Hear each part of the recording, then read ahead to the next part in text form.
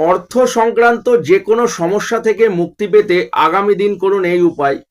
অর্থাৎ রামনবমীর দিনে সন্ধ্যাবেলায় যদি এই কাজটি করা যায়, সারা বছর ধরে এর সুফল ভোগ করতে পারবেন। সারা বছর ধরে আপনার গৃহে, আপনার বাস্তুতে শ্রীবৃদ্ধি ঘটবে, আপনার আর্থিক সমৃদ্ধি ঘটবে। কি করতে হবে? আগামী দিন সন্ধ্যাবেলায় 11টা কড়ি, 11টা গোমতী চক্র, 11টি লবঙ্গ ও 11টি বাতাসা একসাথে নিয়ে একটা লাল কাপড়ে প্রথমে গঙ্গা জল ছিটিয়ে সব জিনিসগুলো একটা পুটলি করে ভগবান শ্রী রামের উদ্দেশ্যে অর্পণ করুন এবং অবশ্যই একটা ঘিয়ের প্রদীপ জ্বালাবেন। শ্রীরাম জয় রাম জয় জয় রাম এই মন্ত্রটি 108 বার জপ করুন কিংবা অনবরত জপ করুন এবং নিজের মনস্কামনাটা জানান।